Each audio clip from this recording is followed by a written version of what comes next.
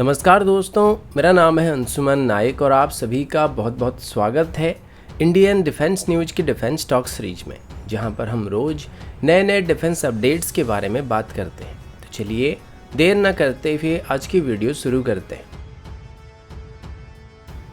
आज की पहली अपडेट इंडियन मिलिट्री में होने वाली नई रिफॉर्म्स को लेकर। आप सबको पिछले हफ्ते मैंने बताया था कि भारत की तरफ से अभी एक मैरीटाइम कमांड और एक एयर डिफेंस कमांड के साथ साथ चाइना और पाकिस्तान स्पेसिफिक 2 और कमांड को सेटअप करने का प्लान किया गया है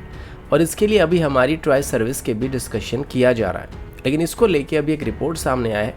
जो कि थोड़ी सी कंट्रोवर्शियल भी है, क्योंकि आज मीडिया से बात करते हुए हमारे chief of defence staff general Bipin Rawat ने स्टेटमेंट दिया है कि इंडियन एयरफोर्स इंडियन आर्मी की एक सपोर्टिव आर्म होकर रहने वाला है और जिस तरीके से आर्मर्ड या आर्टिलरी विंग होता है, इंडियन एयरफोर्स भी आर्मी के लिए वैसा ही एक सपोर्टिव विंग होकर रहने वाला है। अब इस बात को लेकर थोड़ी कंट्रोवर्सी चालू हो गई है, क्योंकि इस पर इंडियन एयरफोर्स के चीफ का कहना है कि इंडियन एयरफोर्स एक अलग ही विंग है जो कि किसी के ऊपर डिपेंडेंट नहीं है। अब यहाँ पर अगर बहस करने के लिए हम लोग बैठेंगे कि आर्मी बड़ा है या फिर एयरफोर्स बड़ा है, तो ये कोई मायने नहीं रखता है और दोनों की अपनी अपनी रोल है। और अभी मॉडर्न डे बैटल में आर्मी हो, एयरफोर्स हो या फिर नेवी हो, ये तीनों एक दूसरे के साथ मिलकर जॉइंटली ऑपरेट करेंगे, तब हम आसानी के साथ कोई जंग जीत पाएंगे। अब अभी के किसी भी मॉडर्न डे बैटल में एयरफोर्स सबसे ज़्यादा मायने रखता है, क्योंकि ये सबसे पहले दुश्मन के एरिया में घुसकर उनके ऊपर स्ट्राइक करती है। लेकिन एयरफोर्स अकेले जंग वहाँ पे जीत नहीं सकता है। भले ये उनके ऊपर बम गिरा सकते हैं और दुश्मन को मैसिव डैमेज को पहुँचा सकते हैं, लेकिन इसके बावजूद भी जब तक इन्फेंट्री यूनिट वहाँ में नहीं घुसेगी तब तक हम ग्राउंड लेवल में जीत हासिल नहीं कर पाए। तो ये बहस करना मेरे हिसाब से कोई मायने नहीं रखता है कि एयरफोर्स आर्मी का सपोर्टिव आर्म है या आर्मी एयरफोर्स का सपोर्टिव आर्म है। जबकि असल बात तो ये कि सभी फोर्सेस के बीच जॉइंटनेस होना काफ़ी ज़रूरी है, लेकिन सभी विंग का अपना अपना फ्रीडम होना चाहिए। अगला अपडेट राफेल को लेके, और अभी राफेल को लेके कुछ और कंट्रोवर्सी शुरू हो चुका है। अब सबको याद होगा कुछ महीने पहले फ्रांस की एक एनजीओ सिरपा की तरफ से राफेल डील के ऊपर करप्शन चार्जेस लगाए गए थे, जिसमें ये बताया गया था कि इसमें कई $मिलियन की करप्शन किया गया है। लेकिन इस पर फ्रांस की एंटी करप्शन एजेंसी की तरफ से कोई भी एक्शन नहीं लिया गया था, जिसके बाद फ्रांस की उस एनजीओ की तरफ से एक प्रॉपर केस को दर्ज किया गया था और अभी फ्रांस की तरफ से एक नए जज को वहाँ पे अपॉइंट किया गया है, जो कि आगे चल के इसके बारे में अपनी राय को देने वाले हैं। सिरपा का ये एलिगेशन था कि वो 2018 से ही इस डील को लेके कंप्लेन कर रहे थे, लेकिन फ्रांस की एंटी करप्शन एजेंसी की तरफ से इस पर कोई भी छानबीन करके कोई रिपोर्ट नहीं दिया गया था। और सिरपा के मुताबिक इसमें लगभग $144 मिलियन के आसपास की घोटाला किया गया है। दूसरी तरफ अभी भारत में भी राफेल डील को लेके कांग्रेस की तरफ से सरकार के ऊपर एलिगेशन लगाने की कोशिश किया जा रहा है और कांग्रेस का कहना है कि अभी सरकार को एक जॉइंट पार्लियामेंट्री कमेटी को सेटअप करना चाहिए, जो कि राफेल डील में स्कैम हुआ या नहीं इसका पता लगाने वाली है। और इसमें कांग्रेस की स्पोक पर्सन का कहना है कि ये कोई कांग्रेस वर्सेस बीजेपी वाला मुद्दा नहीं है और अभी उनका एम डिफेंस डील में होने वाली घोटाले को रोकना है और इस डील में घोटाला हुआ या फिर नहीं हुआ है इसका पता लगाना है, जिसका कांग्रेस के मुताबिक कोई भी पॉलिटिकल एम नहीं है। अगला अपडेट एंटी ड्रोन सिस्टम को लेके। जैसे कि आप सभी को पता होगा कि भारत की तरफ से अभी एक एंटी ड्रोन सिस्टम को एक्वायर करने की कोशिश किया जा रहा है और इमरजेंसी बेसिस पर अभी हमारी सभी मेजर एयरपोर्ट में और एयरबेस में इनको डिप्लॉय करके इनको सेफ रखने की कोशिश किया जा रहा है। अब एक दिन पहले एक अपडेट सामने आया था जिसमें ये बताया गया था कि डीआरडीओ की एंटी ड्रोन सिस्टम को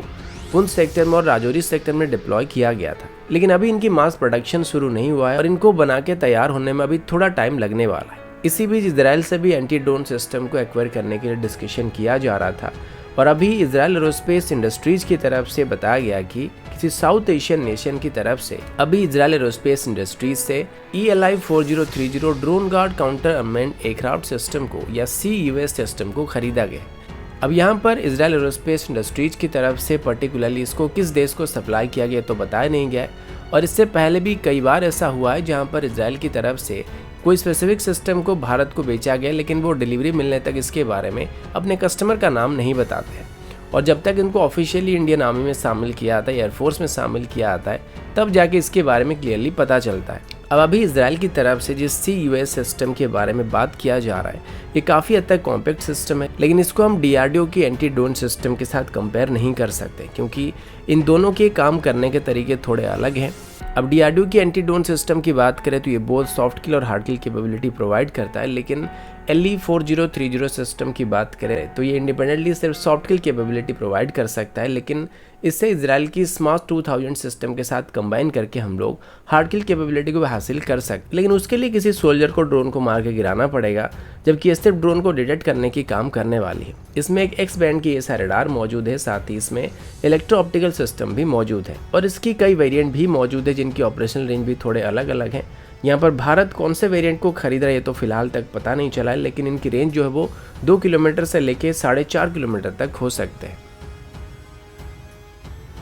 अगला अपडेट चाइना की तरफ से, और जैसे कि अभी ड्रोन्स को लेकर डिस्कशन किया जा रहा है, इसी बीच चाइना को लेकर भी कुछ रिपोर्ट सामने आई है और बताया गया कि चाइना की तरफ से अभी स्वार्म ड्रोन्स को डिप्लॉय करने की तैयारी किया जा रहा है और इनको चाइना लद्दाख में डिप्लॉय करने की कोशिश कर रहा है। और अभी चाइना अपनी होम ग्रोन ड्रोन्स को आर्म ड्रोन में कन्वर्ट करने की कोशिश कर रहा है और इसमें अभी ग्रेनेड्स और मोटार जैसे सिस्टम या यहाँ तक कि मशीन गन्स को भी इंटीग्रेट करने की कोशिश किया जा रहा है। अब इससे पहले भी चाइना की तरफ से अपनी स्वार्म ड्रोन सिस्टम को कई बार डिस्प्ले किया जा चुका है, लेकिन अभी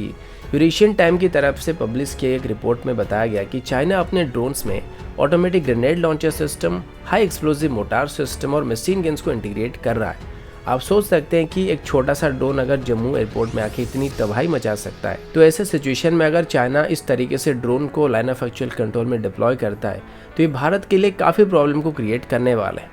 ग्लोबल टाइम की रिपोर्ट के मुताबिक इन ड्रोन्स को स्वार्म ड्रोन की तरह इस्तेमाल किया जा सकता है या इंडिपेंडेंटली इस्तेमाल किया जा सकता है। इनको रिमोटली ऑपरेट किया जा सकता है, लेकिन अगर इनका सिग्नल जो है वो ग्राउंड स्टेशन के साथ टूट जाता है तो ये अपने आप अपने होम लोकेशन में वापस जा सकते हैं। इसके अलावा चाइना इनको सुसाइड मिशन में भी डिप्लॉय कर सकता है। अब 2018 में चाइना की तरफ से अपनी ब्लोफिश नाम के एक ड्रोन को डिस्प्ले किया गया था जो कि लगभग 130 किलोमीटर प्रति घंटे की स्पीड में ट्रैवल कर सकता है और इसकी A2 और A3 करके कई वेरिएंट भी चाइना की तरफ से बनाया गया, जिसमें 60 mm की मोटार और लगभग 40 mm की ग्रेनेड लॉन्चर सिस्टम को फिट किया जा सकता है। तो ये सभी सिस्टम आगे चल के हमारे लिए काफ़ी प्रॉब्लम को क्रिएट कर सकते हैं, क्योंकि अगर चाइना हमारे सोल्जर्स के ऊपर इस तरीके की सिस्टम से हमला करने की कोशिश करता है तो बॉर्डर में भी हमको एंटी ड्रोन सिस्टम को डिप्लॉय करने की ज़रूरत पड़ने वाली है, वरना हमें मैसिव डैमेज का सामना करना पड़ेगा, क्योंकि एक तो काफ़ी छोटे होते हैं जिस वजह से ज़्यादा दूरी से दिखाई नहीं पड़ेंगे, और ऊपर से अगर इनके पास मोटार या ऑटोमेटिक ग्रेनेड लॉन्चर रहेगा या मशीन गन रहेगा तो ये उनको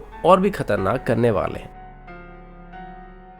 अगला अपडेट रेल गन्स को लेके, और इसके बारे में शुरुआत से आप सभी के मन में काफ़ी सारा क्यूरियोसिटी रहा है कि भारत इसको बना रहा है या नहीं बना रहा है, क्योंकि यूनाइटेड स्टेट ऐसे सिस्टम को पिछले कई सालों से डेवलप करने की कोशिश कर रहा है और उसके बाद चाइना की तरफ से भी रेल गन को डेवलप करने की बात सामने आई थी। लेकिन अभी रेल गन प्रोजेक्ट के लिए एक बहुत ही बुरी खबर सामने आई है, क्योंकि यूनाइटेड स्टेट की तरफ से अभी अपनी रेल गन प्रोजेक्ट को फिलहाल के लिए बंद करने का फैसला किया गया है। अब सबसे पहले यूनाइटेड स्टेट की तरफ से रेल गन को बनाना शुरू किया गया था और अभी तक यूनाइटेड स्टेट की तरफ से इसमें लगभग $500 मिलियन को इन्वेस्ट किया जा चुका है, पर अभी इसको किस वजह से यूनाइटेड स्टेट की तरफ से बंद किया जा रहा है ये फिलहाल के लिए क्लियर नहीं हुआ है। मे भी यूनाइटेड स्टेट की तरफ से जिस मकसद से रेल गन को डेवलप किया जा रहा था वो भी हासिल नहीं कर पा रहे हैं। वैसे रेल गन की बात करें तो ये आवाज़ से लगभग 7 गुना ज़्यादा स्पीड में किसी भी प्रोजेक्टाइल को फायर कर सकते हैं, जो कि एक ही बार में बड़े बड़े वॉरशिप को डिस्ट्रॉय कर सकता है। लेकिन रेल गन्स का एक मेजर डिसएडवांटेजेस ये है कि ये कॉम्पैक्ट नहीं होते और एक बार इनको फायर करने के लिए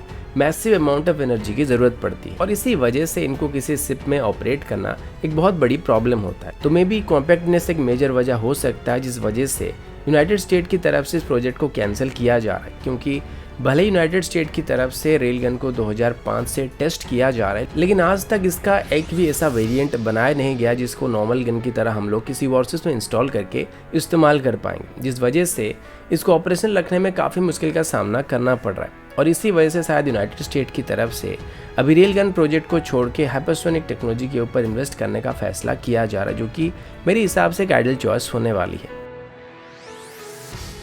अगला अपडेट टैंक्स को लेके।